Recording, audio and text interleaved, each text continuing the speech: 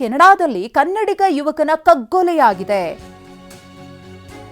16 ಬಾರಿ ಗುಂಡಿನ ದಾಳಿಯನ್ನ ನಡೆಸಿ ಹತ್ಯೆಯನ್ನ ಮಾಡಲಾಗಿದೆ ಅನ್ನೋದು ಗೊತ್ತಾಗ್ತಾ ಇದೆ. ಕಾರ್ನಲ್ಲಿ ತೆರಳುವಾಗ ಏಕಾಏಕಿ ಗುಂಡಿನ ಸುರಿಮಳೆಗರೆದಿದ್ದಾರೆ. 37 ವರ್ಷದ ಚಂದನ್ ಕುಮಾರ್ ಮೃತ ಯುವಕ ಅನ್ನೋದು ತಿಳಿದು ಬಂದಿದೆ. ಬೆಂಗಳೂರಿನ ನೆಲಮಂಗಲದ ತ್ಯಾಮಗೊಂಡ್ಲು ನಿವಾಸಿ. ಮಗನ ಹತ್ಯೆಯ ವಿಷಯ ತಿಳಿತಾ ಇದ್ದ ಹಾಗೆ ಕುಟುಂಬಸ್ಥರ ಆಕ್ರಂದನ ಮುಗಿಲು ಮುಟ್ಟಿದೆ. ಕೆನಡಾದಲ್ಲಿ ಕನ್ನಡಿಗ ಯುವಕನ ಕಗ್ಗೊಲೆ, ಆದರೆ ಯಾಕೆ ಮಾಡಿದ್ರು, ಯಾರು ಮಾಡಿದ್ರು, ಇದರ ಹಿಂದಿನ ಅಸಲಿಯತ್ತು ಏನು ಅನ್ನೋದು ಇನ್ನಷ್ಟೇ ಗೊತ್ತಾಗಬೇಕಿದೆ. ಕಾರ್ನಲ್ಲಿ ಹೋಗುವಾಗ 16 ಬಾರಿ ಗುಂಡಿನ ದಾಳಿಯನ್ನು ನಡೆಸಿ ಚಂದನ್ ಕುಮಾರ್ ಹತ್ಯೆ ಮಾಡಿದ್ದಾರೆ. ಮೂಲತಃ ಬೆಂಗಳೂರಿನವರು, ನೆಲಮಂಗಲದ ತ್ಯಾಮಗೊಂಡ್ಲು ಅವರು, 37 ವರ್ಷ ವಯಸ್ಸು.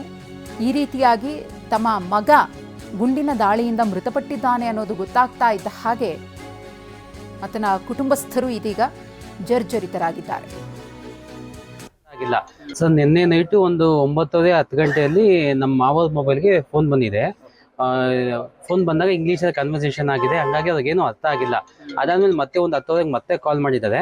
ಅಲ್ಲಿ ಲೋಕಲ್ ಪರ್ಸನ್ ಯಾರೋ ತೆಲುಗು ಬರೋನ್ನ ಕರ್ಸ್ಕೊಂಬಂದು ಮಾತಾಡಿದ್ದಾರೆ.